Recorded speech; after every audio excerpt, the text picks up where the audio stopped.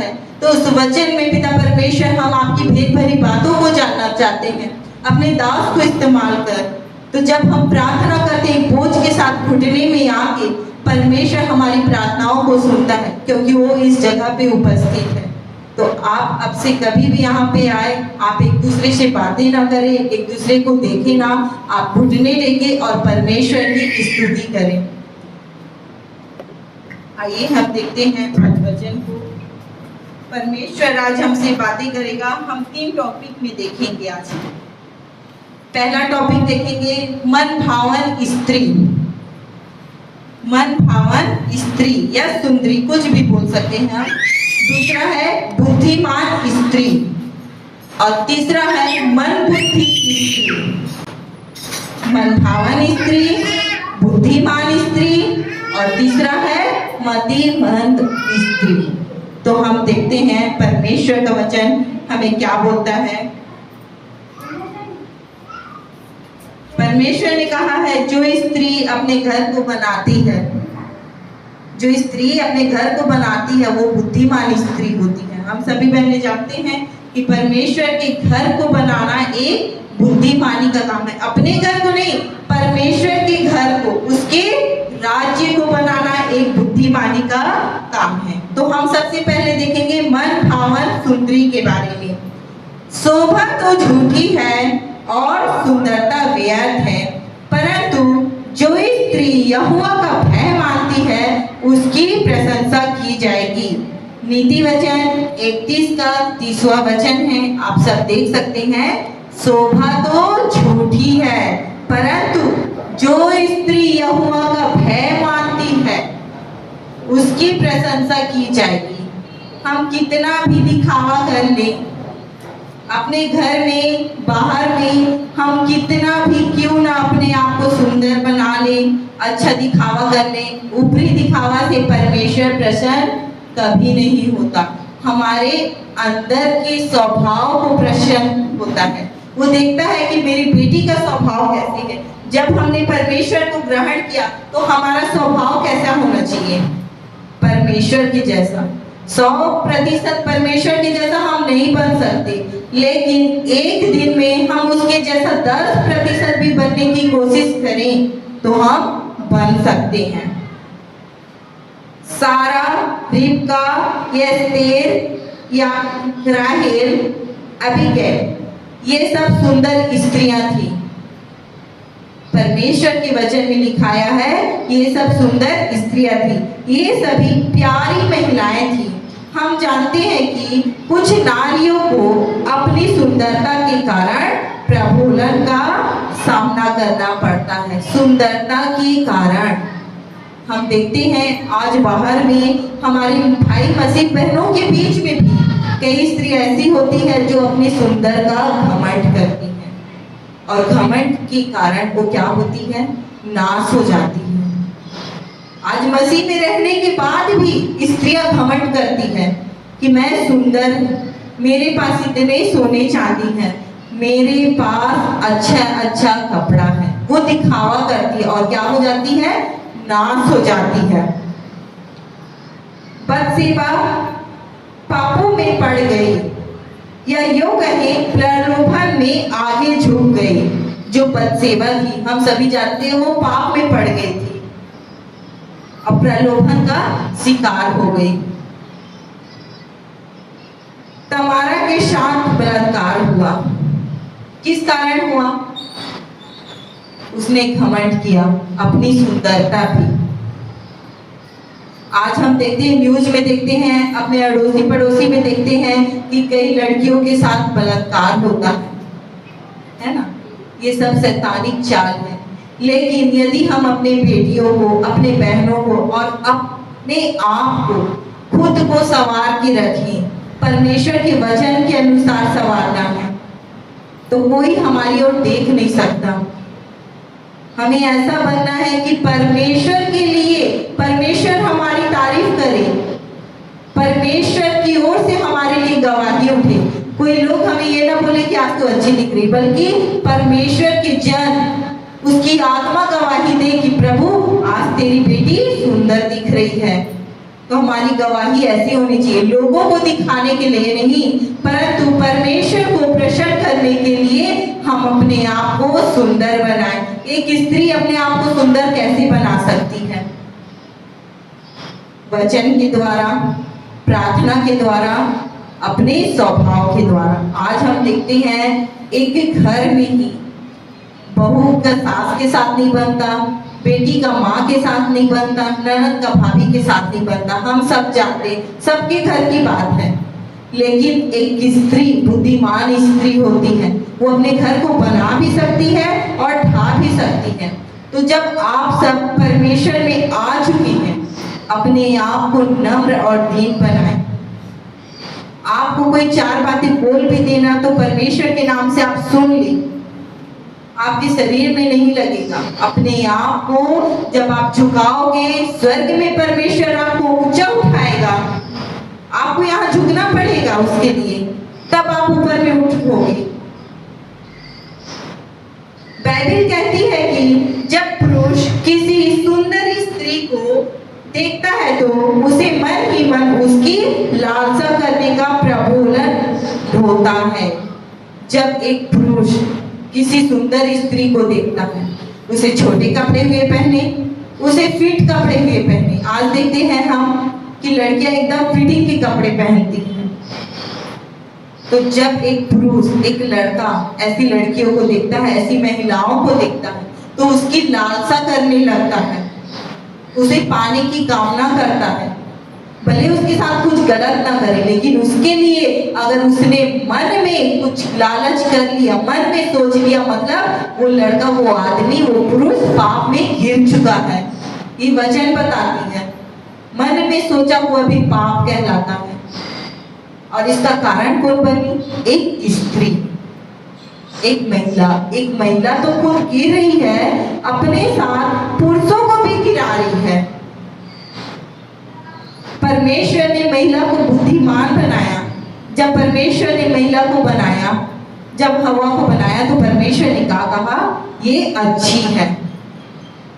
तो परमेश्वर ने अच्छी जान के बनाया कि मेरी बेटी जब जगत में रहेगी, अपने घर में रहेगी, तो अपने परिवार को संभालेगी, अपने पड़ोसियों को संभालेगी और अपने राज्य को आगे बढ़ाएगी।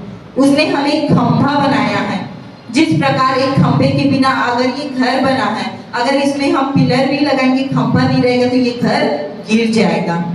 उसी प्रकार यदि एक घर में एक महिला नहीं होती है, अच्छी महिला, वो घर बिखर जाता है। किसी घर में किसी महिला की डेथ हो जाती तो हम क्या बोलते हैं? अब इसके बच्चों का क्या होगा, इसके परिवार का क्या होगा? तो एक अच्छी महिला बनना है हमें। कोई भी कुछ बोले, हमें वचन सुनना है, वचन समझना है और वचन पे आगे चलना है।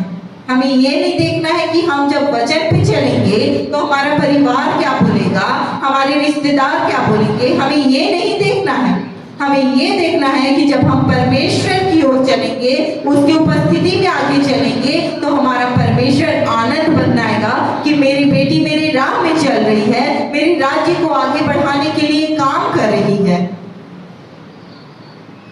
स्त्री के लिए खतरा तब होता है जब वह उसकी पहल पर बहक जाती है या फिर बलात्कार का शिकार हो जाती है। ताली एक हाथ से नहीं बजती, हम सभी जानते हैं। हाँ, बहुत से बेटियों के साथ में ऐसा होता है कि उनके साथ में जबरदस्ती होता है, लेकिन कई बार ऐसा होता है यदि कोई लड़का उसे देख रहा है तो एक लड़की भी उसे स्माइल देती है, उसकी ओर देखती है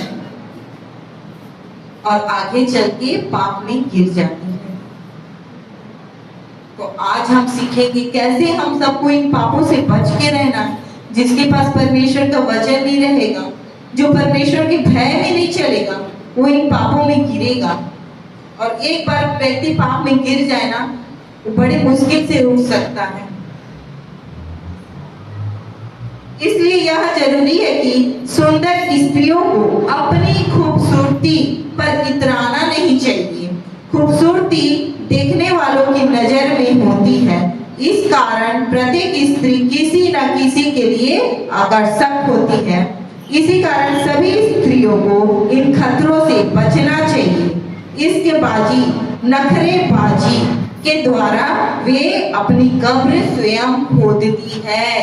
इश्कबाजी, नखरेबाजी, लोगों के सामने इतराना।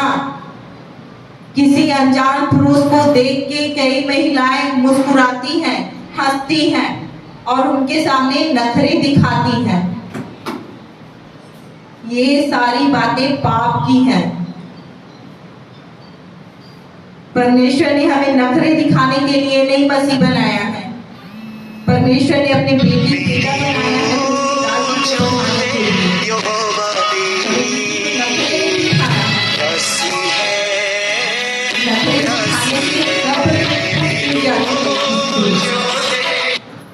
भड़कीला श्रृंगार से बचें। परमेश्वर ने ये नहीं कहा कि श्रृंगार न करें, भड़कीला श्रृंगार। श्रृंगार एक स्त्री की शोभा होती है। नॉर्मल तरीके से हम बिंदी, चूड़ी, सिंदूर, मंगलसूत्र ये सब पहन सकते हैं, लिपस्टिक भी लगा सकते हैं। आप कहीं शादी में जाओगे, पार्टी में जाओगे तो ऐसे तो उठ के नहीं चले जाओगे, आप अच्छे से तैयार होके जाओगे।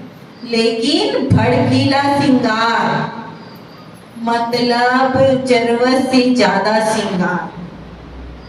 आपका चेहरा कम, परमेश्वर की चमक कम, और आपका लिपस्टिक ही दिख रहा है, आपका आई शैडो दिख रहा है, आपका ब्लेजर दिख रहा है, और आपका कपड़ा इतना चमक रहा है कि दूर से ही अगला स्थान बोल देगा कि वो फलानी स्त्री है। ऐसे श्रृंगार से आप बचें। लोगों की नजरों में आप तुरंत आती हैं। लोगों के नजरों में आना मतलब शैतान के हाथों में पड़ जाना। आप किसको दिखा रहे हैं? हमारे परमेश्वर को ये सब पसंद नहीं है। उसे झूठी शोभा, झूठा सजावट पसंद नहीं है। परमेश्वर ने हमें अपने स्वरूप और समानता में बनाया है ताकि हम उसकी महिमा कर सके और उसके पृथ्वी के छोर तक गवाह ठहरे। हम अपने आप में दुनियादारी, आज स्त्रियों को देखो तो घंटों घंटों जाके पार्लर में बैठती हैं। परमेश्वर ने जो चेहरा बनाया उसे छोड़ के ऊपरी मेकअप करवाती हैं। ये सब गलत नहीं है, सही है, लेकिन सब चीजों का एक समय होता है। भड़कीला श्रृंगार से बचना है। ऊपरी दिखावा दूसरों को खुश करने के लिए कि हम इस पार्टी में जा रहे हैं तो दूसरे कोई देख के हमारी तारीफ करेंगे, दूसरों की नजरों में हम अच्छे दिखेंगे, ये सोच के यदि आप मेकअप करती हैं, यदि अपने आप को संवारती हैं तो ये पाप है। आप दूसरों के लिए सुंदर बनना चाहती हैं, आप पाप में गिर चुकी हैं। आपके मन में वो पाप आ चुका है, आप दिखावे की ओर जा रहे हैं। तो इन सारी बातों से हमें बचना है। आपको परमेश्वर द्वारा दी गई सुंदरता पर्याप्त है। सादगी व सलीनता से स्मार्ट बनी। एस्तर ने अपने सौंदर्य प्रसाधनों में स्वयं को नियंत्रण में रखा था। अपने सौंदर्य लोशनों के लिए अपने माता पिता को परेशान नहीं की, जैसे कुछ लड़कियां करती हैं। हम देखते हैं आज घर में खाने पीने के लिए सामान रहे या ना रहे, लेकिन आजकल के बच्चे इतने जिद करते हैं, लड़कियां खास करके, कि मम्मी मैंने वो क्रीम देखा है मुझे चाहिए, मम्मी मैंने वो लिपस्टिक देखा है चाहिए, और मम्मी भी उन्हें अच्छे से दिला देती। क्या जरूरत है जब परमेश्वर ने आपको सुंदर ही बनाया है? आप मत दिलाओ, अपने बच्चों को समझाओ, ये सब गलत है। एस्तर ने कभी अपने माता पिता को ये नहीं कहा कि मम्मी मुझे सुंदर लोशन लाके दो या क्रीम लाके दो। वो परमेश्वर ने उसे जो सुंदरता दी थी उसमें वो खुश थी और अपने आप को संभाल के रखी। आज लड़कियां के मन में एक विचार आता है कि मैं सुंदर दिखूंगी तो लड़के अट्रैक्ट होंगे, मुझे देखेंगे, और वो मन ही मन में खुश होती हैं। ये सारी बातें हम मसीहों से छुपना नहीं चाहिए, क्योंकि जब हम जानेंगे तब हम अपने बेटियों को, अपने बहू को, अपने परिवार के और जितने लड़कियां हैं, बच्चे, उनको संभाल सकते हैं। ये सब सारी बातें हमें पता रहनी चाहिए। कि ये सारी बातें भी पाप है। यदि आप अपने मन में अपने आप के लिए घमंड कर रही हैं, दूसरों को दिखाने के लिए आप तैयार हो रही हैं, तो ये पाप है।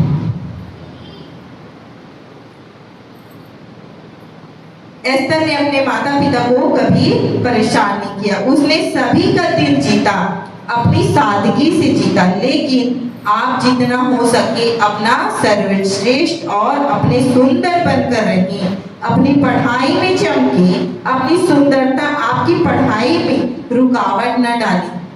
आजकल लड़कियां पढ़ नहीं पाती ना, सुंदरता में गिर जाती है, मेकअप गिराता है, सुंदरता में नहीं मेकअप गिराता है। मेकअप करना स्टार्ट की कि दूसरों के नजरों में दिखना चालू। आजकल पार्लर वाले लोग दुल्हन को इतना सुंदर तैयार कर देते हैं ना, आप दूसरे दिन दुल्हन को मिलने जाओगे तो आप पहचानोगे नहीं कि पार्टी में देखे थे वही दुल्हन है। किसके लिए दिखावा हो रहा है? क्यों हो रहा है? क्यों पाप में गिरना है? परमेश्वर ने जो सादगी दी है, उस सादगी में हमें चलना है। ऐसा नहीं कि मैं आप लोग को बता रही हूँ, परमेश्वर ने जो बातें बताई है तो मैं खुद नहीं करती। मुझे पसंद नहीं है मेकअप करना। मैं अगर पार्टी में भी जाती हूँ, हाँ, जब मैं पार्टी में जाती हूँ तो मेरा हल्का लिपस्टिक रहता है और बाकी फेस पाउडर, आई शेडो, दुनिया भर का जो है वो ऐसा कुछ भी नहीं है मेरे पास, और मैं उसको यूज भी नहीं करती। पार्टी में जाते हैं तो थोड़ा अच्छे से जाते हैं, लेकिन इसका ये मतलब नहीं कि आप सबसे ज्यादा अच्छे दुल्हन से ज्यादा आप लोग ही लगो।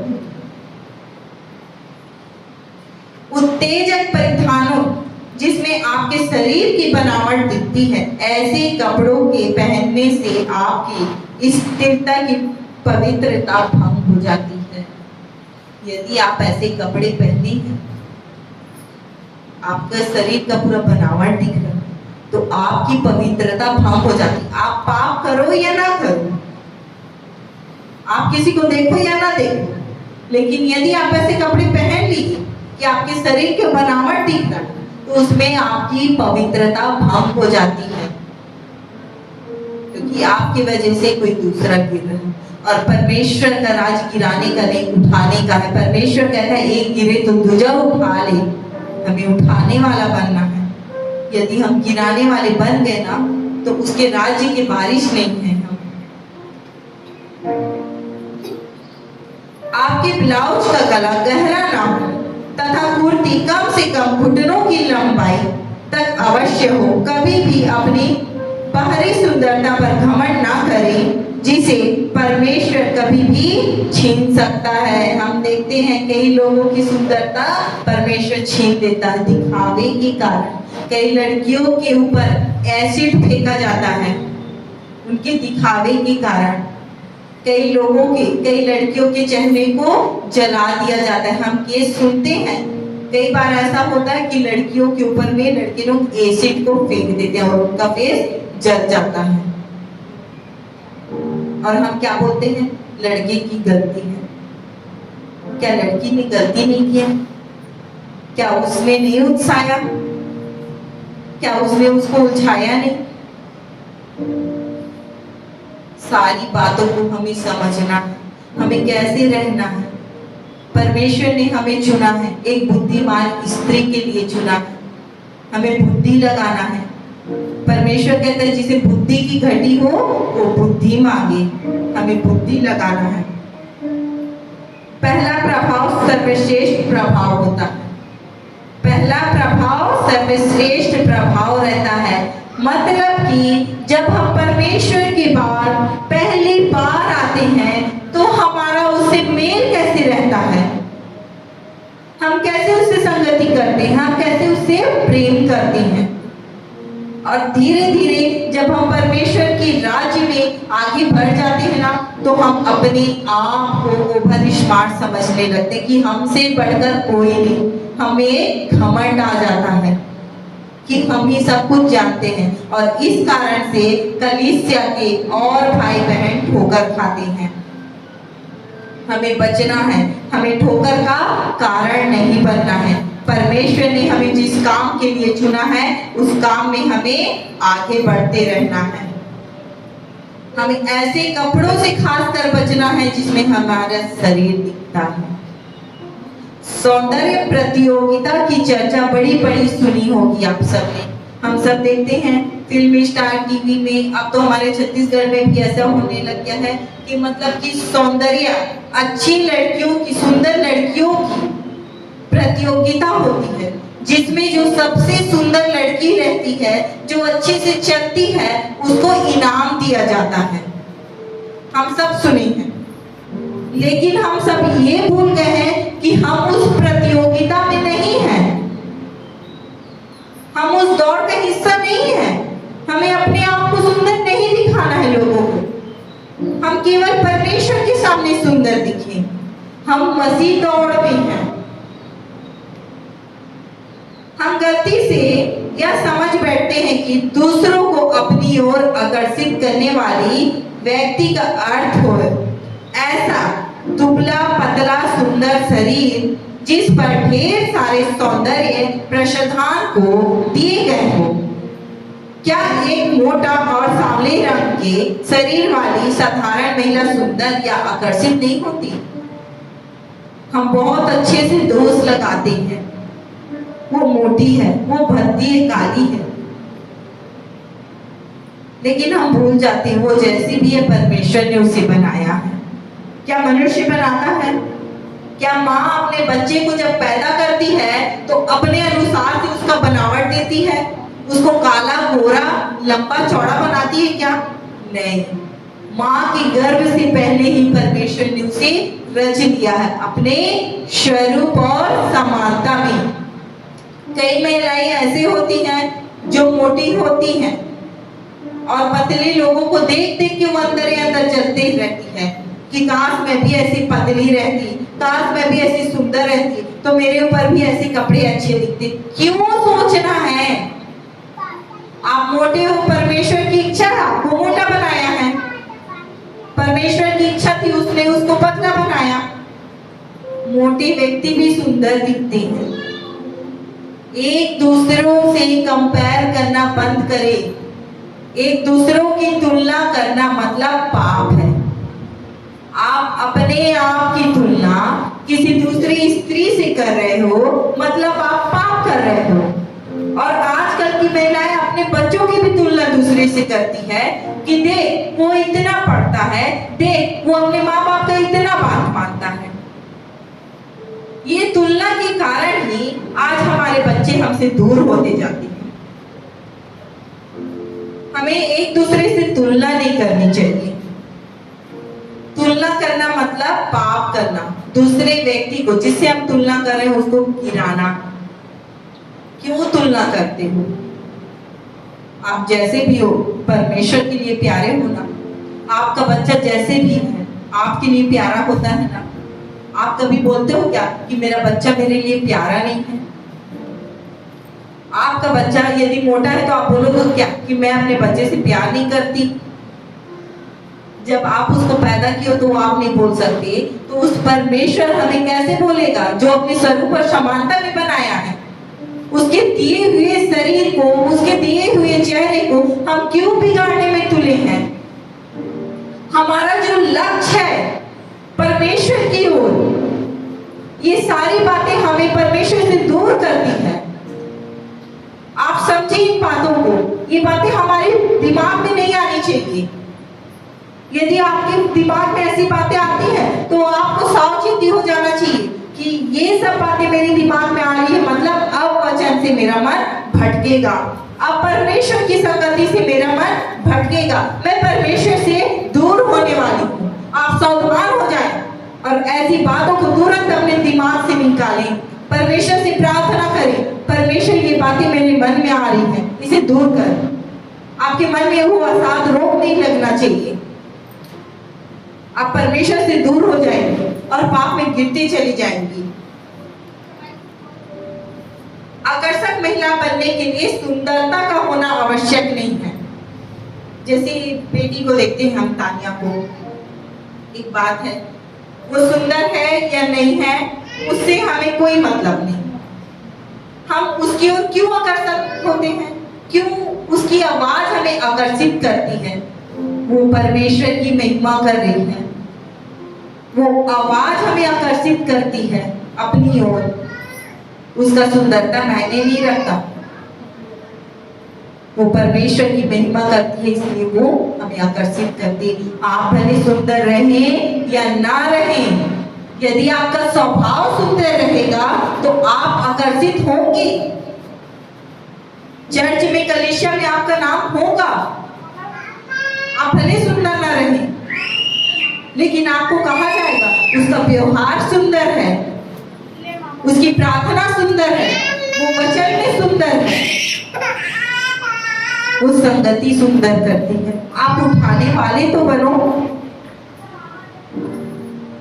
आज भी हमें बुद्धि की घटी है, हम इन बातों को समझ नहीं पाते और परमेश्वर से दूर हो जाते हैं। ऐसी छोटी छोटी बातें ही हमें परमेश्वर से दूर करती है। वह अच्छी है, हमें अच्छा सुंदर दिखाई देने की आवश्यकता नहीं। बहुत सी महिलाएं और जवान लड़कियां अपने शरीर, रंग, रूप, आकृति को तुच्छ समझती हैं। आपको पता है, यदि आप अपने शरीर को, स्वरूप को, अपने रंग को तुच्छ समझते, मतलब परमेश्वर को तुच्छ समझते हैं। आप अपने अंदर की उस गति को देखते हैं कि मैं पतली नहीं हूँ, मैं गोरी नहीं हूँ, मैं लंबी नहीं हूँ। आप अपने आप को तुच्छ समझते हैं कि मैं ही क्यों नाटी हूँ, मैं ही क्यों मोटी हूँ। यदि आप ऐसा सोचते हैं, मतलब आप परमेश्वर को तुच्छ जानते हैं, क्योंकि परमेश्वर ने तो साफ साफ कहा है ना कि मैंने अपने स्वरूप और समानता में तुझे बनाया है। तो आज से हमें ये बातों को बंद करना है, हमें इन पापों से बचना है। तुच्छ समझना भी पाप है। हम उस परम प्रधान को तुच्छ समझते हैं, उसे तुच्छ जानते हैं। कोई भी सलवार या कोई भी दुपट्टा उठाकर ना पहने, साड़ी से मेल खाता हुआ ब्लाउज में, पार्टी में क्या पहनना है, दफ्तर में क्या पहनना है और कहाँ क्या पहनना है, यह समझकर पहनी। अच्छा, आप लोग ये बात बताओ, जैसे मान लो हम लोग किसी के घर गए हैं, किसी की डेट में हम लोग गए हैं, कोई खत्म हो गया है, उस जगह पे हम लोग गए हैं और वहां पे अच्छा भड़कीला श्रृंगार किए हैं, चमक धमक की साड़ी पहने हैं और बहुत सुंदर दिख रहे हैं। तो ऐसी जगह में हम ऐसे कपड़े पहन के जाएंगे तो लोग हमें क्या कहेंगे? तो लोग को छोड़ो, परमेश्वर क्या कहेगा? तो हमें बुद्धि चाहिए ना कि ऐसे जगह पे हम किस तरह से जाएं, एक सादगी में। परमेश्वर कहता है दुख के संग दुख और आनंद मनाने वालों के साथ आनंद मनाओ। तो जब हम ऐसे लोगों के बीच में जाते हैं, मतलब सादगी में जाना है। जब हम पार्टी में जाते हैं तो हमें पार्टी की तरह तैयार होके जाना है, और जब हम घर में रहते हैं तो घर में एक स्त्री कैसे रहती है वैसे हमें रहना है। दफ्तर जाते, मतलब जो महिलाएं काम करती हैं, तो काम में जाने के वक्त हमें कैसे कपड़े पहनने हैं। काम में तो एक लोग जाते नहीं है, हमारे साथ 10 लोग रहते हैं काम में, तो हमें सोच समझ के कपड़े पहनना है कि हम जब काम में गए हैं तो हम कैसे कपड़े पहन के जाएं, कैसे दिखे वहां पे। लोगों को दिखाने के लिए नहीं, परंतु परमेश्वर के सामने में अच्छा बनने के लिए हमें अच्छा दिखना है। लोग क्या कहेंगे? लोग अच्छे बनोगे तो भी कहेंगे, बुरे बनोगे तो भी कहेंगे। आप प्रभु में नहीं आए थे तो भी लोग आपको बोलते थे, आप प्रभु में आ गए हो तो भी आपको लोग बोलेंगे। हमें इस बातों पे ध्यान नहीं देना कि लोग क्या कहें। लोग हमेशा कहेंगे। हमें आत्मा बचाना है, हमें ऐसा बनना है कि परमेश्वर हमें अच्छा कहे। हम देखेंगे बुद्धिमान स्त्री के बारे में। अच्छा, आप लोग बताओ, बाइबल में सबसे बुद्धिमान स्त्री कौन थी? अपने कामों के द्वारा उसने पूरा शहर कौम को बचाया। एस्तर, रूथ, दबोरा तो परमेश्वर को जानती थी, रूथ तो परमेश्वर को जानती नहीं थी। लहू बहती स्त्री परमेश्वर को नहीं जानती थी। हम जानते हैं ना कि रूथ भी दूसरे मतलब कास्ट से आई थी, वो परमेश्वर को जानने वाली नहीं थी, लेकिन उसने क्या कहा अपनी सास को, तेरा परमेश्वर ही मेरा परमेश्वर है। वो परमेश्वर को जानती नहीं थी, परमेश्वर के वचनों को सुनी नहीं थी, फिर भी उसने बुद्धि लगाया। हमें बुद्धि लगाना है। एक लहू बहती स्त्री, उसकी बुद्धि तो इतनी अच्छी थी कि उसने कहा कि मैं केवल उसके वस्त्र को छू लूंगी तो मैं चंगी हो जाऊंगी। और उसके बुद्धि के द्वारा आज कई लहू बहती स्त्री चंगाई को पाती है। जब किसी महिलाओं के जीवन में लहू बहने का रोग होता है तो हम यही वचन को बोलते हैं ना, यही वचन को बोल के हम प्रार्थना करते हैं ना कि परमेश्वर जिस प्रकार तूने लहू बहती स्त्री को चंगा किया, उसी प्रकार तू इस बेटी को, इस बहन को भी चंगा कर। अब आप लोग सोचो, वो स्त्री परमेश्वर को नहीं जानती थी, वो परमेश्वर के पीछे नहीं थी, उसने कभी वचन नहीं सुना था, वो एक अविश्वासी स्त्री थी। वो झाड़ फूंक, डॉक्टर वैद्य सब करा के बैठ चुकी थी, लेकिन उसने क्या बुद्धि लगाया, और केवल उसकी बुद्धि के कारण ही आज उसका नाम बाइबिल में आता है और हमारे होठों में आता है, और उसके वचन को बोलने से एक लहू बहती स्त्री चंगी होती है। सोचो क्या बुद्धि लगाई। जो हमेशा पाप में रही होगी, जो हमेशा मतलब परमेश्वर से दूर रही होगी, वो स्त्री जब बुद्धि लगा के परमेश्वर के करीब आ सकती है, इतनी करीब आ गई कि उसका नाम आज इस पवित्र बाइबल में लिखा गया। परमेश्वर के पीछे तो कई लोग थे, लेकिन हर किसी का नाम इस बाइबल में नहीं है। रूथ की जेठानी भी, लेकिन उसका नाम तो नहीं है बाइबल में। रूथ का क्यों नाम है? क्योंकि उसने बुद्धि लगाया, उसने बुद्धि लगा के कहा कि तेरा परमेश्वर ही मेरा परमेश्वर है, जहां तू जाएगी वहां मैं भी जाऊंगी। हमें बुद्धि लगाना है। आज हमारे परिवार के लोग हमसे दूर हो रहे हैं, अपनी बुद्धि का इस्तेमाल करें।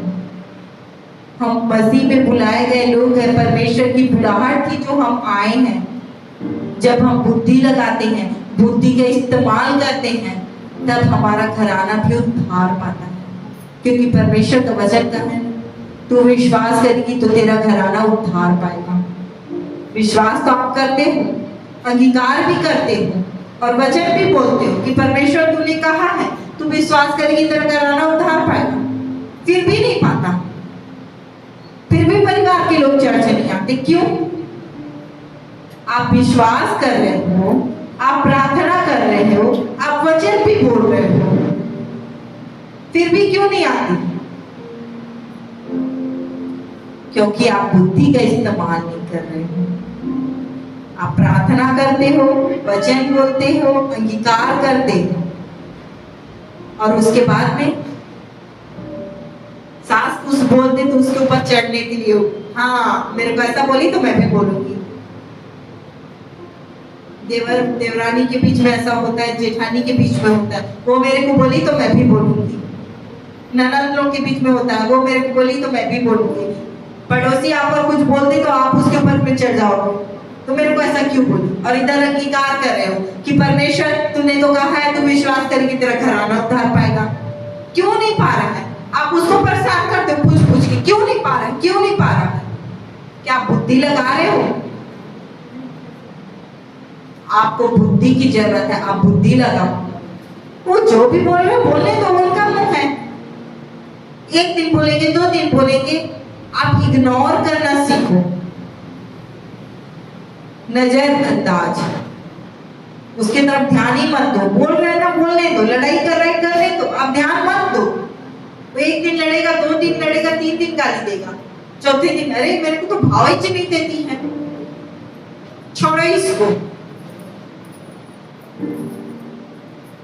तब जब आप बुद्धि लगाओगे तब आपका घराना उद्धार पाएगा। आपको देख के, आपके चाल चलन को देख के परमेश्वर के राज्य में लोग खींचे चले आएंगे। परमेश्वर ने कहा ना, तेरे द्वारा लोग खींचे चले आएंगे। आपके चाल चलन को देख के एक इंसान सोचने में मजबूर हो जाएगा, इस लेडीज को मैं रोज गाली देता हूँ, रोज इसकी बुराई करता हूँ, रोज इसके बारे में मैं कुछ ना कुछ बोलता हूँ, फिर भी ये किस मिट्टी से बनी है कि इसको कुछ फर्क पड़ता ही नहीं है। एक व्यक्ति सोचने में मजबूर हो जाएगा और आप बुद्धि का उपयोग कर रहे हो। इसलिए जब एक व्यक्ति निराश हो जाता है, मजबूर हो जाता है, तब उसके जीवन में परमेश्वर का वचन काम करता है। तब आप उस बीज को बोगे, उस वचन को बोगे, तब वहां फलवंत होगा, तब लोग बचाए जाएंगे, तब आपका घराना उद्धार पाएगा। आज लोग अपने घर के सदस्यों से ही प्रेम नहीं करते, पड़ोसी से क्या प्रेम करेंगे। एक स्त्री को सबसे पहले अपने परिवार से प्रेम करना सीखना चाहिए। रूत ने अपनी सास से प्रेम किया, उसका पति नहीं था, वो चाहती तो अपने मैके जा सकती थी। एक पति से ही ससुराल होता है लड़की का, वो चाहती तो जा सकती थी अपने जेठानी की तरह, लेकिन वो गई नहीं। क्यों? उसने बुद्धि का इस्तेमाल किया, अपने सास से प्रेम किया, वो बची, उसके द्वारा लोग बड़े बड़े काम हुए और आज भी वो गवाह ठहरती है। आज भी हम उसका नाम लेते हैं। ऐसे व्यक्ति पर अपनी सुंदरता के कारण नहीं, अपने स्वभाव के कारण लोग आपको जाने। आपकी सुंदरता, आपके सोने चांदी, आपके कपड़े, इस वजह से लोग आपको ना जाने, बल्कि आपका स्वभाव कैसा है, आपके अंदर कितनी नम्रता है, कितनी दीनता है, आप कितना प्रार्थना करते हो, आपका चाल चलन कैसा है, ये लोग जाने, तब लोग खींचे चले आएंगे। आप अच्छा कपड़ा पहन के जाओ ना, कोई लोग खींचे नहीं आएंगे, बल्कि उल्टा लुक से निकालेंगे। ये ऐसा पहनी थी, इसके साथ में मैचिंग का चोली नहीं पहनी, कैसी दिख रही थी। आपको फर्क पड़ना चाहिए कि आपका परमेश्वर आपसे क्या चाहता है। परमेश्वर के राज्य में हम देखते हैं सबसे अधिक संख्या महिलाओं की है, पुरुषों की कम संख्या और महिलाओं की सबसे अधिक संख्या है। महिला जो होती है ना, वो मन की भोली होती है, वो अक्सर बातों में आ जाती है, लोग उनका गलत फायदा उठाते हैं। हमें चतुर बनना है, कबूतर की नहीं भोली और सांप के समान चतुर। हमें चतुर महिला, बुद्धिमान स्त्री बनना है। सारे पापों को अपने पास से दूर भगाना है कि वो सारे पापों के लिए मेरे अंदर में कोई जगह ना हो। हमें ऐसी स्त्री बनना है। हम परमेश्वर के जब वचन को पढ़ते हैं, लोग उद्धार पाते हैं। परमेश्वर के राज में बड़े बड़े काम होते हैं। जो परमेश्वर के लिए आत्मा बचा लेती है, वह बुद्धिमान स्त्री होती है। परमेश्वर का वचन कहता है, नीति वचन 11:30 में, जो परमेश्वर के लिए आत्मा बचा लेती है, अपने लिए नहीं, परमेश्वर के लिए, परमेश्वर के राज्य के लिए। जो परमेश्वर के लिए आत्मा बचा लेती है, वह बुद्धिमान स्त्री होती है। हमारे कारण क्यों कोई ठोकर खाए? क्यों आप ठोकर का कारण बनो?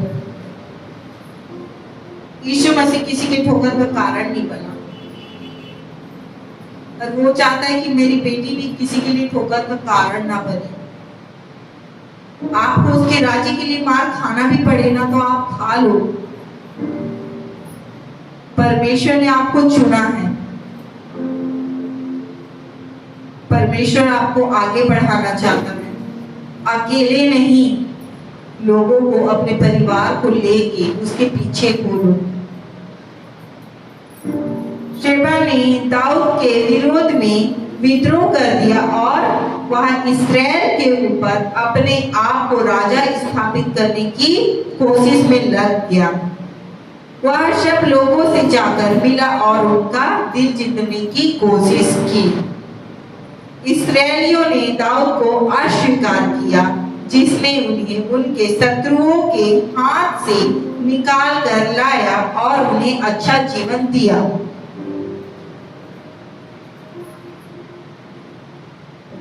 आप दिखावा करके किसी का दिल नहीं जीत सकते।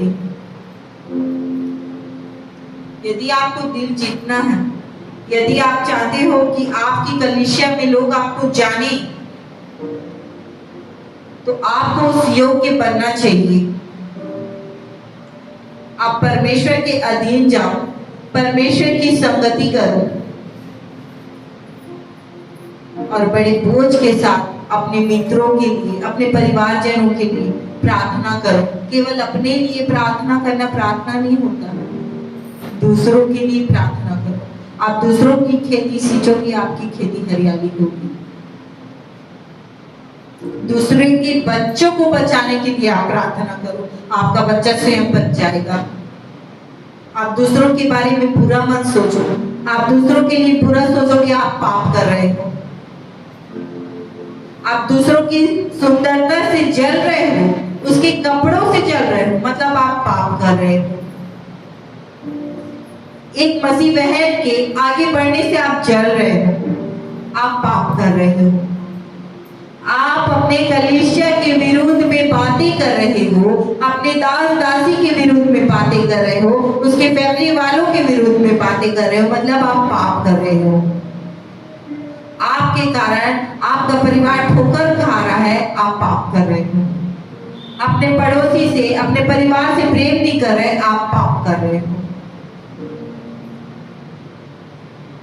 हमें समझना है, हमें सीखना है। मसीह कदम संग्राम मार्ग होता है। हमें मसीह के रास्ते पे कैसे चलना है, हमें सीखना है। हर एक कदम, एक मसीह व्यक्ति को ना हर एक कदम फूक फूक के चलना चाहिए,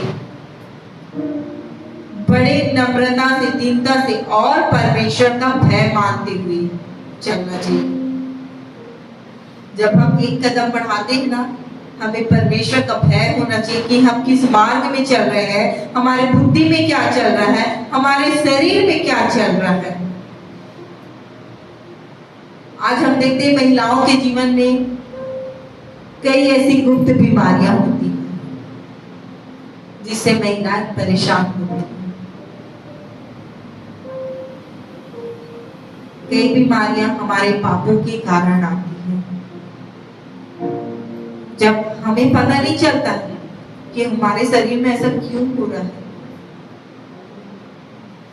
लेकिन कई परेशानी हमारे पापों के कारण हमारे शरीर में आती है।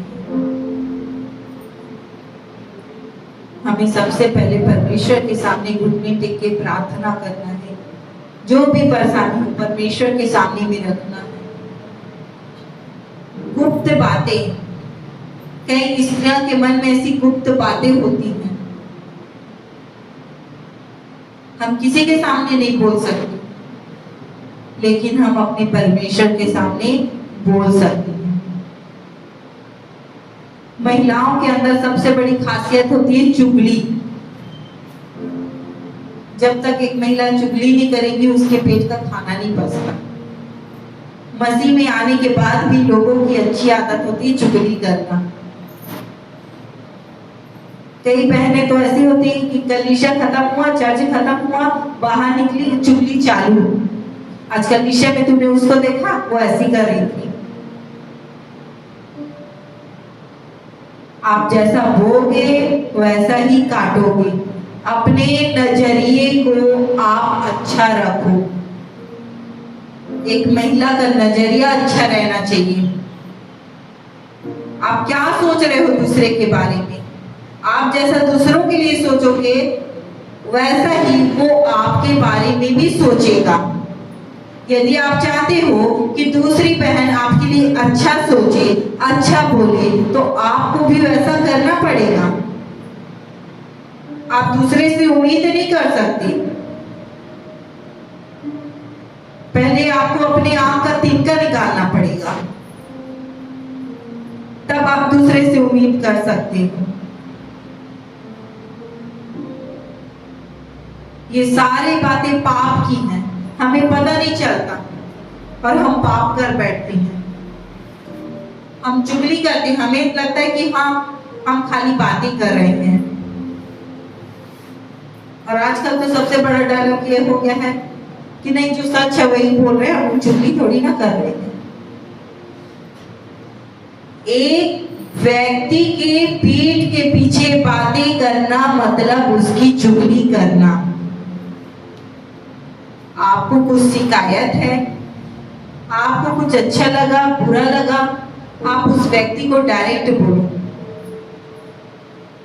दो बहनों के बात में कभी तीसरी बहन शामिल नहीं होनी चाहिए, क्योंकि तीसरी जो भी रहेगी वो आग लगाने वाली ही रहेगी। आप आपस में मामले को सुलझा लें, आपस में ही आप समझदारी दिखाएं, बुद्धि लगाएं। घर की बातें ऐसी होती हैं कि दो लेडीजों की बात तीसरी तक पहुंच जाती है, तीसरी से चौथी, चौथी से डायरेक्ट घर के बाहर। बात छोटी सी है लेकिन वो पहुंचते पहुंचते कितनी बड़ी हो जाती है, और हमें लगता है कि हम तो खाली बात कर रहे थे। हम केवल बात नहीं, हम पाप कर रहे थे। हम दूसरे के लिए गड्ढा खोद रहे हैं और उस गड्ढे में खुद गिरते हैं पाप के कारण। क्यों है ऐसा हमारा स्वभाव? हमारे परमेश्वर का तो ऐसा स्वभाव नहीं है। क्यों आता हमारे अंदर ऐसी बातें? हम अवसर देते हैं। जब हम अवसर देते हैं, दो बहनें बातें करती रहेंगी ना, तो तीसरी को क्या लगेगा? अगर तीसरी की तरफ देख के वो बहनें बातें करी तो तीसरी को क्या लगेगा? पक्का ये मेरी बुराई कर रही है, ये मेरे बारे में बात कर रही है। क्यों? आपकी सोच वैसी हो चुकी है।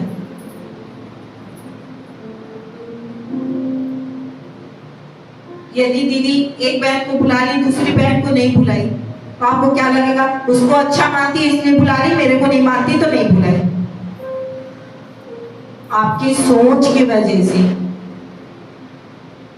यदि आप ये सोचो कि उस बहन से ही कुछ काम होगा, उस बहन की योग्य ही कुछ काम होगा, इसलिए दीदी ने उसको बुलाया, मुझे नहीं बुलाया, और आप उसके लिए प्रार्थना करो कि जिस काम के लिए दीदी ने उसको बुलाया वो काम वो बहन अच्छे से कर पाए, तो इसमें ना आप गिरोगे ना वो बहन गिरेगी। लेकिन आप ये सोच लो कि मेरे को तो नहीं बुलाया, दीदी हमेशा उसी को बुलाती है, उसी को अच्छा अच्छा खाना खिलाती है। आप अपनी सोच के कारण गिर जाओगे, अपनी बुद्धि की रक्षा नहीं करोगे, आप गिर जाओगे और पाप कर बैठते हैं। हम तीसरे को बताने चले जाएंगे कि देखना ऐसे ऐसे हुआ है। क्यों हो रहा है? जो पाप हवा ने किया वो पाप हम क्यों कर रहे हैं? क्यों हम गिर रहे हैं? क्यों हम गिरा रहे हैं? आज भी हमारा स्वभाव क्यों नहीं बदल रहा है? जब हम बपतिस्मा लेते हैं उस टाइम हम क्या करते हैं? अपने पुराने जीवन में मर के और एक नए जीवन के लिए हम जीवित होते हैं, एक मसीही जीवन के लिए, और उसके बाद फिर से हम वही पुराने जीवन के चाल चलन को चलने लगते हैं। क्या बदला? कुछ बदला? लोग बदले?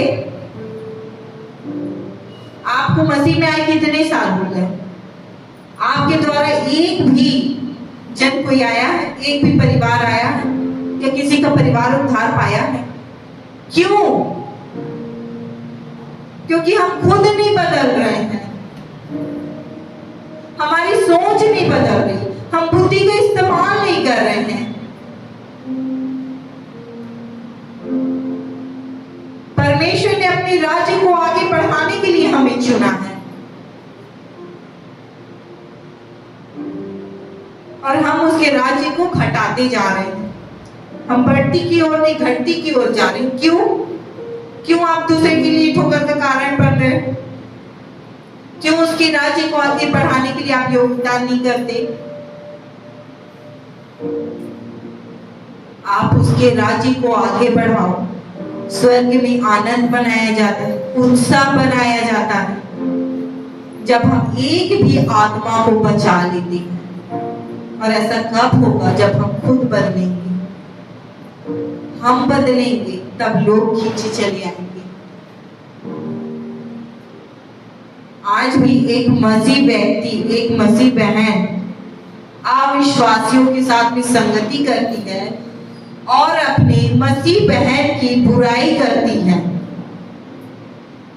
आज भी एक मसीह बहन अविश्वासी बहन के साथ संगति करती है और अपने मसीह बहन की बुराई करती है।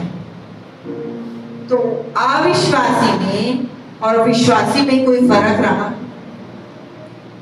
क्या वो बदलेगी? उसको तो यही लगेगा ना, इससे अच्छी तो मैं हूं, कम से कम अपने पार्टनर की बुराई तो नहीं करती। आप क्यों ठोकर का कारण बन रहे हो? क्यों पाप करते हो? आप अच्छा नहीं बोल सकते तो बुरा भी मत बोलो। आपकी सोच अच्छी नहीं हो सकती तो अपनी सोच को बुरी भी मत रखो। परमेश्वर के भेद को जानो। क्यों उसने हमें चुना है? दूसरों की बुराई, निंदा, गुस्सा, क्रोध, क्या इन सब बातों के लिए हमें चुना? हम यही सब बातों में उलझे रहते हैं और परमेश्वर का वचन हमारे मन से, बुद्धि से शैतान चुरा के चले जाता है और हम फिर से वही खाली डिब्बा बन जाते हैं। आप संडे के दिन यहाँ से वचन सुन के जाते हैं और सोमवार के दिन मान लो आपके घर में अच्छी जोरदार लड़ाई होगी बच्चों के बीच में या आपके बीच में, आप क्रोध करोगे, गुस्सा करोगे और उस वचन को एक सेकेंड नहीं लगेगा आपको भूलने में। परमेश्वर का वचन क्या है ना, तो क्रोध ना करना। हमारा परमेश्वर भी तो विलंब से क्रोध करने वाला है। क्या उसके जैसा दुख हम में से कोई सहा है? क्या आपके लिए अपने हाथों में, पैरों में किसी ने कील ठुकवाए हैं? आपका पहला प्रेम परमेश्वर होना चाहिए। यदि आप उसका स्थान किसी और को देते हो, मतलब आप परमेश्वर से दूर होते हो। आप आज भी उस बंधन में पड़े हुए हो। आपको छुटकारे की जरूरत है, आपको आजादी का जरूरत है। परमेश्वर ने हमें स्वतंत्र करने के लिए आया है, बंधुआई में पड़े रहने के लिए नहीं आया है।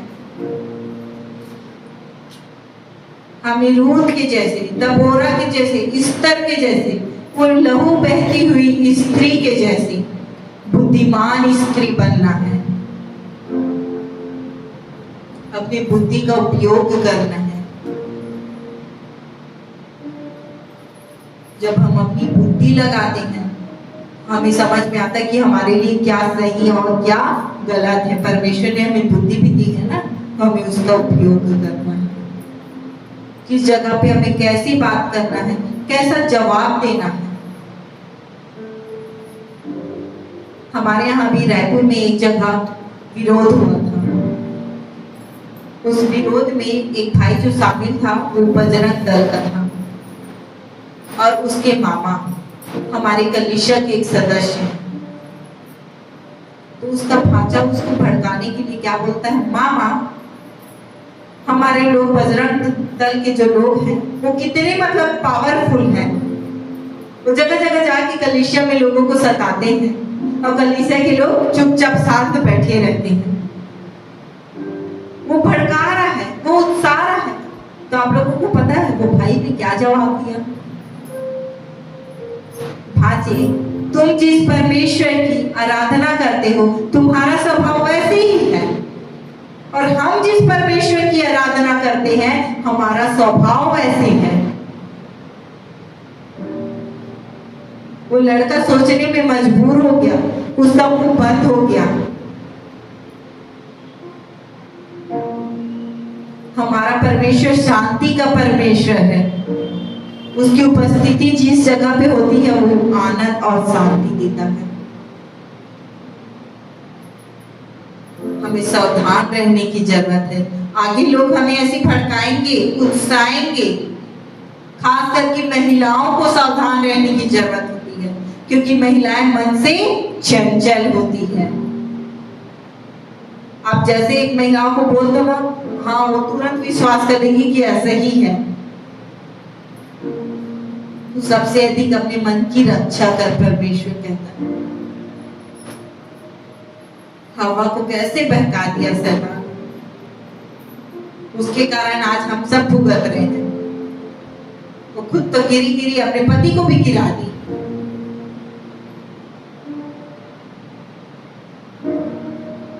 हमें अपने मन की रक्षा करना है। स्त्रियों को अपने मन की रक्षा करने की जरूरत है। जब हम अपने मन की रक्षा करते हैं, परमेश्वर का वचन हमारे जीवन में काम करता है। जितना हो सके अपने मन को परमेश्वर की ओर लगाएं। परमेश्वर से दूर ना हो इन पापों में गिर के।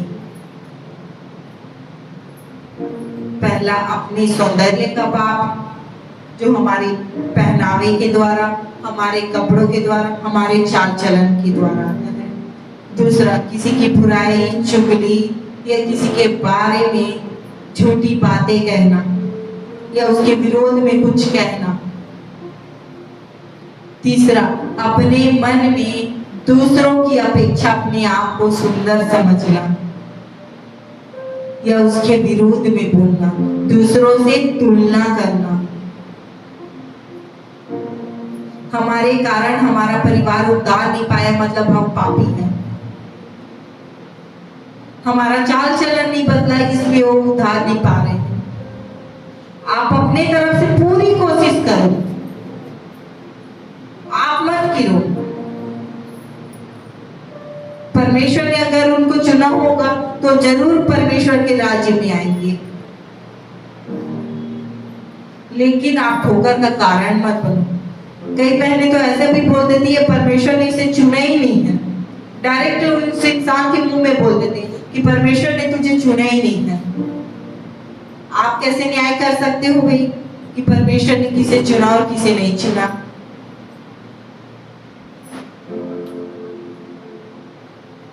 जो पीछे है वो आगे किए जाएंगे और जो आगे वो पीछे चले जाएंगे। हो सकता है आपका परिवार का कोई सदस्य आजकल निश्चय नहीं आ रहा, लेकिन आने वाले दिनों में वो आपसे आगे हो जाए। आप क्यों अपनी सोच को खराब कर रहे हैं? आप क्यों उसके लिए गलत सोच रहे हैं? आप उसके लिए केवल प्रार्थना करते रहो। परमेश्वर ने हमें प्रार्थना योद्धा बनाया है। हमारा काम किसी का न्याय करना नहीं है, हम किसी के न्यायी नहीं हैं। न्याय करने का अधिकार केवल और केवल परमेश्वर का। हम भी पहले मूर्ति पूजा में ही थे, लेकिन आज जब हम मूर्ति पूजकों को देखते हैं तो हम क्या बोलते हैं कि किसको मानते हैं, मूर्ति पूजा करते हैं। क्यों? उनकी तो आंखें बंद है ना, हमारी भी एक दिन आंखें बंद थी। क्या आपने उसके लिए प्रार्थना किया? उस परिवार के लिए कभी प्रार्थना किया? आप उसके लिए कभी प्रार्थना ही नहीं किए और उसके लिए, उसके विरुद्ध में आप बातें कह रहे हैं। ये गलत है। महिलाओं को इन सब बातों से बच के रहना है। आपके बोलने के द्वारा, देखने के द्वारा, सुनने के द्वारा, सोचने के द्वारा आपके मन में क्या चल रहा है, इसके द्वारा आप पाप में गिर सकते हो। हमारे मन में क्या चल रहा है, आप ये मत सोचो कि किसी को पता नहीं चलेगा, वो परमेश्वर को पता है। अभी यहाँ हम सब इकट्ठा हैं, हमारे मन में क्या चल रहा है वो परमेश्वर जानता है। हमें बच के रहना है। हाथों के द्वारा पाप होते हैं, पैरों के द्वारा पाप होते हैं। हमें बच के रहना है, सावधानी पूर्वक रहना है। हम देखते हैं अब मन बुद्धि के बारे में। पहले हम देखें सुंदर स्त्री, मन भावनी स्त्री के बारे में। दूसरा हम देखें बुद्धिमान स्त्री के बारे में। और तीसरा हम देखते हैं मन बुद्धि के बारे में। मन बुद्धि कौन थी? बाइबल में मन बुद्धि कौन है? किसका नाम है मन बुद्धि? पहले तो हम सबको पता है जिसके कारण आज हम फंसे हुए हैं, हवा मन बुद्धि थी। परमेश्वर ने उसे इतनी अच्छी बुद्धि दी थी, सब कुछ वरदान दिया था, सब कुछ उसको ऐसे मिल गया था, और उसने क्या किया? अपने बुद्धि का उपयोग नहीं किया और गिर गई। दूसरी है अय्यूब की पत्नी। जब अय्यूब के ऊपर में विपत्ति आई,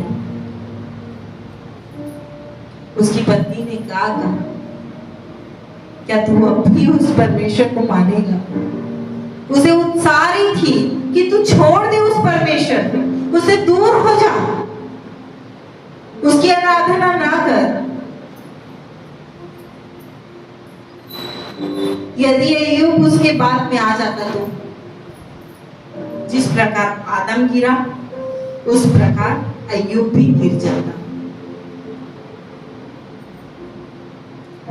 हमें सोचना है, क्या हम रूत, दबोरा, एस्तर के समान बुद्धिमान स्त्री हैं, या हवा और अय्यूब की पत्नी के द्वारा बुद्धिमान स्त्री, मूर्ख स्त्री हैं? परमेश्वर ने जब बुद्धि का उपयोग दिया है, हमें सोचना है। जब आज आप लोग अपने घर जाएंगे तो आपके मन में खाली यही सोच विचार होना चाहिए कि परमेश्वर हम बुद्धिमान है या मूर्ख है। और आप जैसे भी हो, आपको अच्छा बनने की कोशिश करना है। मतलब परमेश्वर के लिए आपको ईमानदार बनने की कोशिश करना है। परमेश्वर के राज्य में एक ईमानदार व्यक्ति ही टिक सकता है। आप एक पास्टर से बात छुपा सकते हो, अपने मसीह बहनों से बात छुपा सकते हो, लेकिन परमेश्वर से बात नहीं छुपा सकते। आप ईमानदार बनो। कई लोग ऐसे होते हैं जो घर में प्रार्थना ही नहीं करते, और कलीसिया में आने के बाद में ऐसा रो रो के प्रार्थना करते हैं जैसे एक प्रार्थना योद्धा है। इससे बढ़कर कोई प्रार्थना करते ही नहीं है। और फिर घर में जाएंगे तो प्रार्थना का कुछ पता ही नहीं उनको। किसको दिखा रहे हैं? क्या ऐसी प्रार्थना से परमेश्वर प्रसन्न होता है? क्या ऐसे आंसुओं से परमेश्वर प्रसन्न होता है? हमारे परमेश्वर को दिखावट पसंद नहीं। उसे पसंद नहीं कि लोग दिखाने के लिए रोए। कई बहनें एक दूसरे को ऐसा दिखाती कि हाँ तेरे को तकलीफ है तो मुझे भी तकलीफ हो रही है, और पीठ के पीछे क्या बोलती है कि अपनी गलतियों की वजह से इसको तकलीफ हो रही है। क्यों आप दिखावा करते हो? आप दूसरों को नहीं गिरा रहे हो, आप खुद गिर रहे हो, और आपकी वजह से आपके पति बच्चे भी गिरेंगे, यहाँ तक कि आपका पूरा घराना गिरेगा। आपको बुद्धिमान बनना है या मूर्ख स्त्री बनना है? आपको गिराने वाली बनना है कि उठाने वाली बनना है? यदि आप उठाने वाली बनोगे तो आपको परमेश्वर के राज्य में स्थान मिलेगा। यदि आप गिराने वाली बन रहे हो तो परमेश्वर के राज्य में आपके लिए कोई जगह नहीं। आप 4 साल आओगे, 5 साल आओगे, 6 साल आओगे, उसके बाद जहां से आए थे वहीं आप वापस चले जाओगे। जो सुंदर स्त्री विवेक नहीं रखती, जो सुंदर स्त्री विवेक नहीं रखती, वह थुथुन के सोने की नथ पहने हुए सूअर के समान है। नीति वचन 11:22। जो सुंदर स्त्री विवेक नहीं रखती, वो थुथुन के सोने के नथ पहने हुए सूअर के समान है।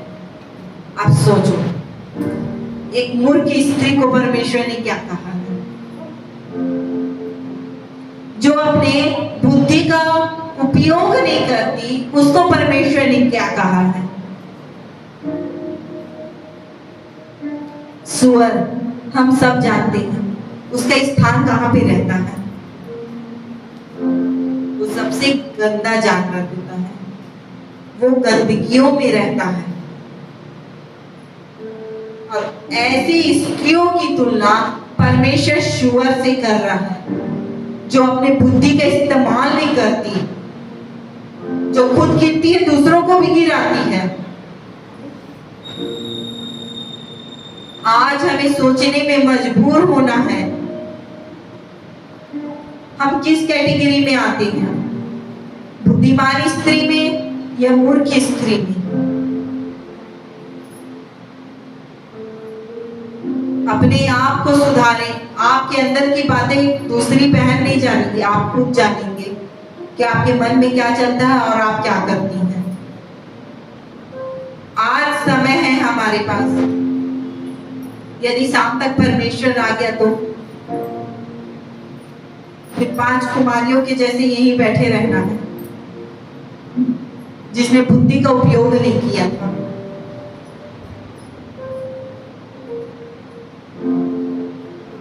उपरोक्त विवरण के अनुसार आचरण रखने वाली केवल एक ही स्त्री मुझे स्मरण आती है, और वह है अय्यूब की पत्नी।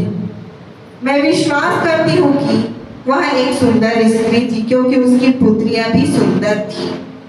अय्यूब की जो बेटियां थी वो बहुत सुंदर थी, तो उसकी पत्नी भी सुंदर रही होगी। मैं उसे विवेकहीन स्त्री कहती हूँ। परमेश्वर ने उसे विवेकहीन स्त्री कहा। उसके अंदर सोचने समझने की शक्ति नहीं थी। क्या आप भी अपने घर की परिस्थितियों को देख के, अपने परिस्थितियों को देख के ऐसे ही डगमगा जाती हैं?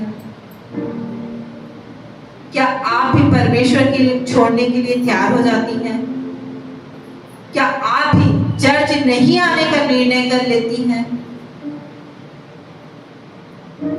यदि ऐसा है तो परमेश्वर ने हमें बुद्धि दिया है।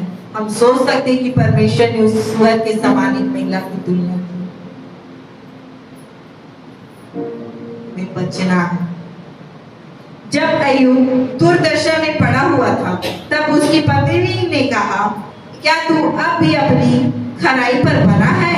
परमेश्वर की निंदा कर और चाहे मर जा तो भी मर जा,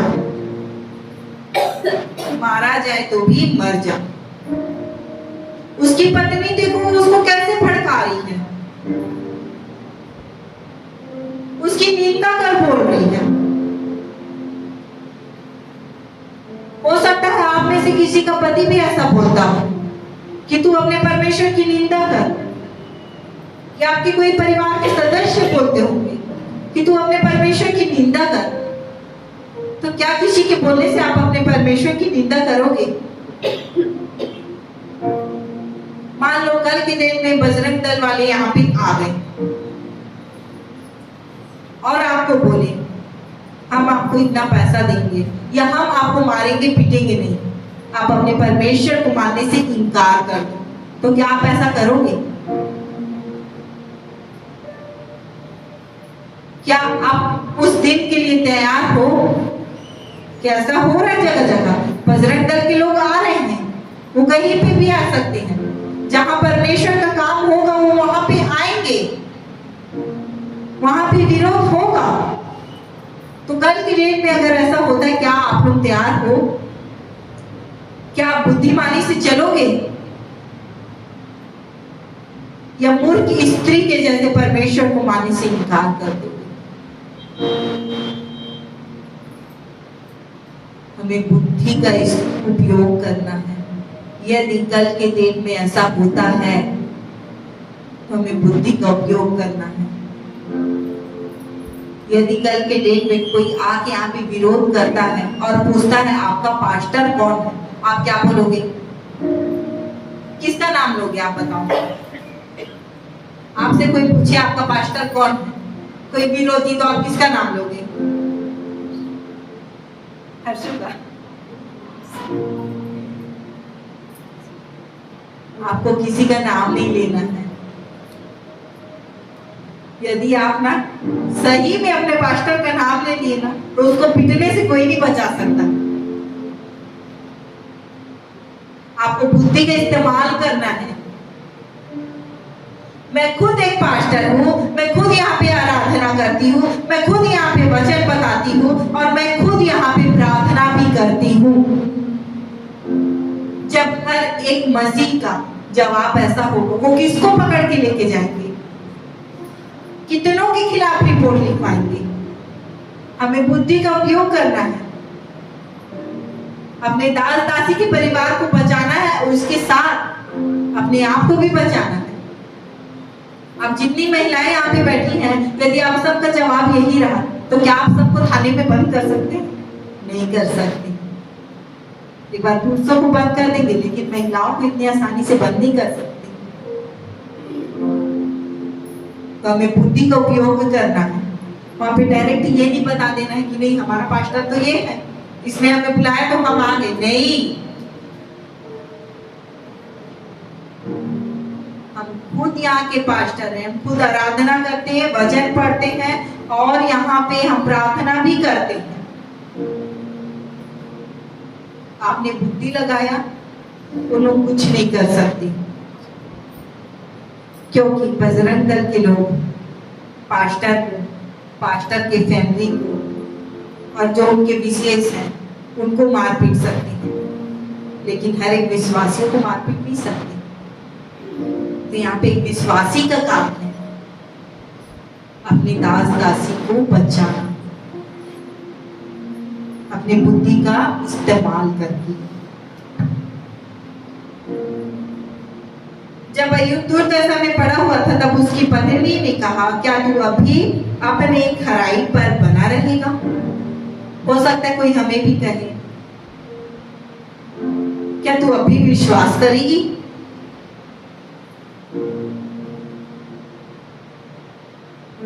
हमारे कलीसिया में एक जो बहन है, जिसका मतलब चर्च है, जिसका जगह है, बीते दिनों उसके बेटे को मार दिया गया। उसका बेटा पहले बहुत बदमाश था, परमेश्वर में आने के बाद में वो सुधर गया। उसके बेटे को 4 जगह चाकू से मारा गया और वो खत्म हो गया। उसके कई रिश्तेदार उसको बोले, तू परमेश्वर को मानती थी, तो क्या वो बहन खराई में चलना बंद कर देगी या परमेश्वर को मानना बंद कर देगी? उस बहन ने, आज भी वो बहन जवाब देती है कि मेरे अंदर एक धन्य आशा है कि मैं अपने बेटे से फिर से मिलूंगी, लेकिन मैं अपने परमेश्वर को मानना नहीं छोड़ूंगी। कई बार परिस्थिति ऐसी हो जाएगी, कई बार लोग आपको भड़काएंगे, बहकाएंगे। आपको बुद्धि का इस्तेमाल करके चलना है। हवा ने शैतान को हथियार बनी, जब शैतान अपने शब्दों को हवा के मुंह में डालकर उनका पति को पाप करने के लिए उकसाया। हवा एक क्या बनी? हथियार बनी। किसके विरुद्ध में? अपने पति और परमेश्वर के विरुद्ध में। आपको ध्यान देना है, कोई आपके कानों में ऐसी बातें बोल रहा है तो आपको समझदारी से काम लेना है, बुद्धिमानी से काम लेना है। आप किसी के लिए हथियार नहीं बन सकते कि आप दूसरों की बातों में आके अपने परिवार वालों के लिए लड़ाई चालू कर दो, अपने परमेश्वर के विरोध खड़े हो जाओ। हमें बुद्धिमानी से काम करना है।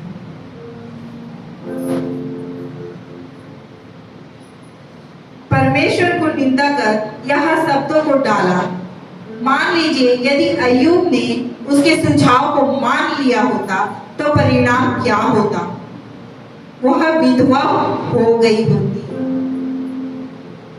यदि अय्यूब ने अपने पत्नी की बातों को मान लिया होता, उसकी पत्नी बोल रही थी ना अपने परमेश्वर की निंदा कर, यदि वो अपने पत्नी की बात को मानता कि हाँ मेरी पत्नी बोल रही तो मैं उसकी निंदा करना चालू कर देता हूँ, तो क्या होता?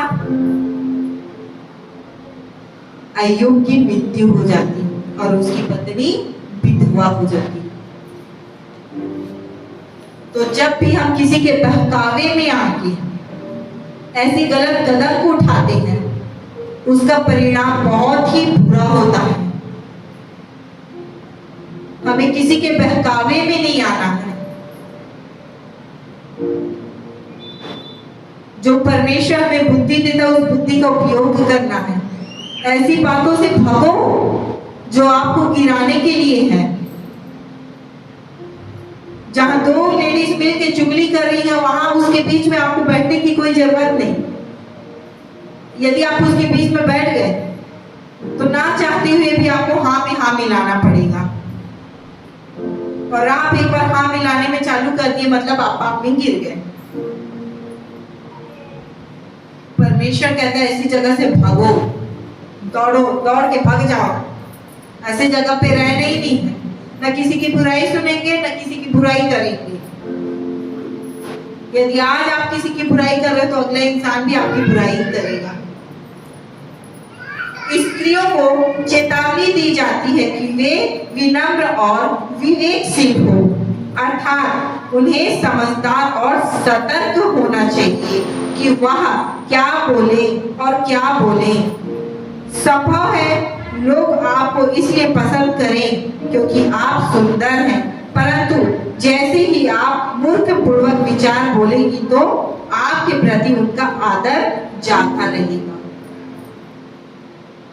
कई लोग ना अपने बातों के कारण गिर जाते हैं, दूसरों के ठोकर के कारण बन जाते हैं। आपकी बातें किसी को इतनी चुभ जाती है कि मृत्यु का कारण बन जाती है। परमेश्वर हमें क्या सिखाता है? स्त्रियों को समझदार बनना है, सतर्क रहना है, उलझे हुए बातों से बचकर रहना है। जो बातें उलझाने के लिए है उन बातों से बचकर रहना। प्रतिदिन बुद्धिमानी प्राप्त करने के लिए प्रार्थना करें और अपने आप को प्रशिक्षित करें कि हम कम बोले, साथ ही इतनी चुप भी ना रहे कि सदा मुंह बंद रहे। एक स्त्री की ना सुंदरता होती है कम बोलना। एक समझदार, एक बुद्धिमान स्त्री उसी जगह पे बोलती है जिस जगह पे उसका सही उपयोग हो, उसकी बातें रखी जाए। यदि आप दिन भर पटर पटर पटर पटर बोलते रहेंगे और जैसे दो लोगों की लड़ाई हो रही है और उस वक्त आप समझा रही, तो क्या वो आपकी बातें समझेंगे? नहीं समझेंगे, क्योंकि उनको आपकी आदत पता है दिन भर पटर पटर करने की। यदि कोई शांत स्त्री है जो हमेशा शांत रहती है और एक सही समय पर बोलती है, यदि उस लड़ाई के बीच में वो स्त्री बोलेगी तब लड़ाई शांत हो जाएगी। क्योंकि जो शांत स्त्री होती है ना, कम बोलती है, वो जब भी अपना मुंह खोलेंगी केवल परमेश्वर की ओर से खोलती है और एक बुद्धिमानी स्त्री की जैसे बोलती है। तो इन सारी बातों को हमें समझना है। प्रतिदिन हमें बुद्धि के लिए प्रार्थना करना है। हमें तो कभी ये नहीं सोचना चाहिए कि हाँ मेरे अंदर बुद्धि है, नहीं। प्रतिदिन आप बुद्धि के लिए प्रार्थना करो। दिन भर में पता नहीं कितने बार हमसे गलती हो जाती है, हमसे पाप हो जाता है बुद्धि ना होने के कारण। जब भी आप रोज प्रार्थना करते हो, बुद्धि के लिए भी प्रार्थना करो कि परमेश्वर हमें बुद्धि दे, हमें सोचने समझने की शक्ति दे और हमारे नजरियों को साफ रखे। क्योंकि स्त्रियां दूसरों के बारे में बहुत जल्दी गलत सोचना चालू कर देती हैं। उनके अंदर वो जलन की, वो कपट की, वो ईर्ष्या की आत्मा रहती है जो उन्हें पाप में गिराती है। आप कितना भी बोलो, लेकिन स्त्रियों के अंदर में कभी ना कभी ये पाप आ ही जाता है। कभी ना कभी वो किसी दूसरे स्त्री से जलने ही लगती है।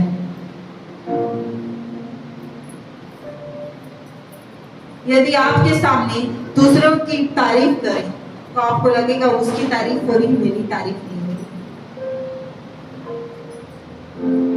तो ये बातें एक स्त्री के अंदर में रहती है।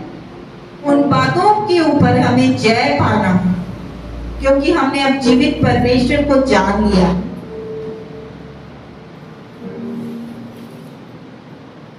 हमें इन बातों से छुटकारा पाना है, हमें सावधानी पूर्वक चलना है। ये बातें हमारे अंदर से हमें बाहर निकाल फेंकना है, तब हम जय पाएंगे, तब परमेश्वर के राज्य में आगे बढ़ेंगे और तब हमारा घराना उद्धार पाएगा।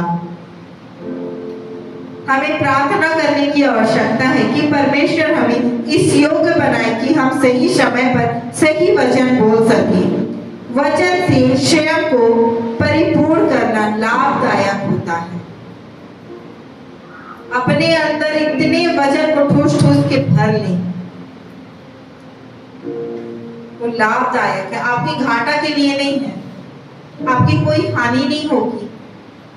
आप जितना वचन पढ़ोगी, जितना वचन सुनोगी, वो आपके फायदे के लिए ही है। हर एक वचन से आप कुछ ना कुछ सीखोगे। आप एक ही वचन को एक बार पढ़ो चाहे 4 बार पढ़ो, आप जितने बार पढ़ोगे उतने बार आपको अलग अलग बातें पता चलेगी, अलग अलग प्रकाशन पता चलेगा। वो भेद भरी बातों को आपके ऊपर में प्रकट करेगा। कब? जब हमारा उससे रिश्ता रहेगा। हम अपने हृदय की बात किससे बताते हैं? जो हमारे सबसे करीब रहता है, जो हमारी सुनता है, हम उसी को अपने हृदय की बात बताते हैं। तो परमेश्वर अपने भेद भरी बातों को हम पर कब प्रकट करेगा? जब हम उसके निकट रहेंगे, उसके करीब रहेंगे और उसकी उपस्थिति में उसकी संगति करेंगे, तब वो अपने भेद भरी बातों को प्रकट करेगा। तब वो अपनी योजनाओं को बताएगा और होने वाली बातों को भी, जो भविष्य में होने वाली बातें हैं, आपको बताएगा और आपको एक भविष्यवक्ता के रूप में खड़ा करेगा, आपको दर्शन देगा। जब आपकी संगति उससे होगी, जब आप उससे प्रेम करोगे, वो तो आपसे प्रेम करता है, लेकिन आप उससे कितना प्रेम करते हो? क्या आपका प्रेम चंगाई तक है? क्या आपका प्रेम छुटकारे तक है? आपका प्रेम उसकी भेद भरी बातों को जानने तक होना चाहिए कि परमेश्वर तेरी इच्छा क्या है, तेरी भेद भरी बातें क्या है, अपने बातों को मुझ पर प्रकट कर। ये आपकी इच्छा होनी चाहिए, इतना उससे आपका लगाव होना चाहिए। जब वो अपने दूतों को कहे, तब परमेश्वर कैसे कहे, ये मेरी प्रिय पुत्री है। देख, आज मेरी प्रिय पुत्री ने मेरे साथ इतनी संगति की, मैं इससे आज अपनी भेद भरी बातों को प्रकट करूंगा। आप जितना संगति करोगे, उतना ही वो आपसे लगाव रखेगा और आपके ऊपर में अपनी बातों को प्रकट करेगा। आप जान लोगे कि उसकी इच्छा क्या है, वो आपके जीवन से क्या चाहता है। आप लोगों को बचाने वाले बन जाओगे। अपने विचारों को परखें कि आपके विचार में क्या चल रहा है। क्या आपका विवेक शुद्ध है? क्या आपका विचार अच्छा है? क्या आप दूसरों के लिए बुरी बातें नहीं सोचती? क्या दूसरों के लिए कपट नहीं करती है? आपके विचारों को परखें। परमेश्वर कहता है परखो। तो परख की आत्मा मांगो। अगर नहीं परख सकते तो परख की आत्मा मांगो कि परमेश्वर हमें परख की आत्मा दे। हम दूसरों को नहीं परंतु अपने आप को परखने वाली बन सके। सबसे पहले हमें अपने आप की कमी घटी को निकाल के फेंकना है। सबसे पहले हमें अपने अंदर की गंदगी को निकाल के फेंकना है।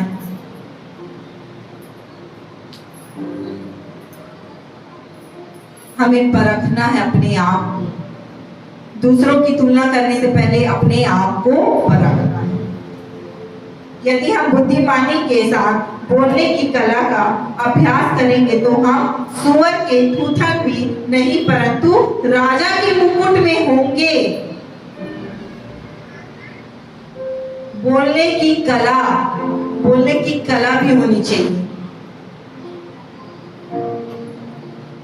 आप ऐसे किसी को कुछ भी पटांग नहीं बोल सकते। आपके अंदर में वो कला होनी चाहिए। आपके बातों के द्वारा, आपके शब्दों के द्वारा लोग खींचे चले आने चाहिए। उनको प्रेम दिखना चाहिए कि इसकी बातों में कितना प्रेम है। तो वो कला होनी चाहिए हमारे अंदर। मैं परमेश्वर पिता का धन्यवाद करती हूँ। मैं विश्वास करती हूँ कि आज सभी बहनें कुछ ना कुछ सीखे हैं। मैं परमेश्वर का धन्यवाद करती हूँ सुंदर अवसर के लिए जो उसने मुझे दिया और अपनी बातों को प्रकट किया। हमें किस प्रकार बुद्धिमान स्त्री बनना है, हमें किस प्रकार मूर्ख स्त्री से छुटकारा पाना है। वो मूर्खता आज भी हमारे अंदर में है। किस प्रकार हमें छुटकारा पाना है, किस प्रकार हमें बुद्धिमान स्त्री बनना है और किस प्रकार एक मसीह बहन का, बेटी का पहनावा, ओढ़ावा, चाल चलन, बात करने का तरीका होना चाहिए। मैं परमेश्वर का धन्यवाद देती हूँ। मैं विश्वास करती हूँ कि आप सीखे हैं। परमेश्वर ने आपसे बातें की हैं। आमीन, आमीन, हालेलुया, हालेलुया।